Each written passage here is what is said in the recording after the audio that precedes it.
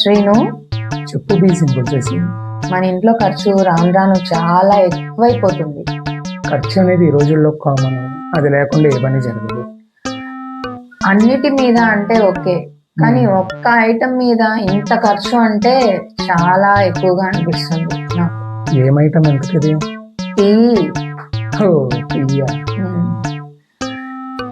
మా ఫ్రెండ్స్, మీ ఫ్రెండ్స్, మన చుట్టాలు రావటం, తాగటం, పాలు, టీ పౌడర్, పంచదార, ఇన్ని ఎక్కువైపోతున్నాయి. అది మర్యాద. మర్యాద సరే, కానీ ఖర్చు చూడు ఎంత ఎక్కువ కనిపిస్తుందో. ఏం ఖర్చు అయింది నీకు? నీకు తెలియట్లేదులే.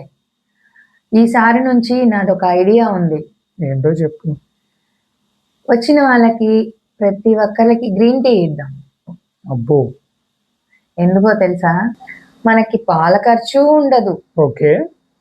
అండ్ టీతో పాటు బిస్కెట్స్ ఇవ్వాల్సిన అవసరము ఉండదు. రెండోసారి మళ్ళీ అడగరు.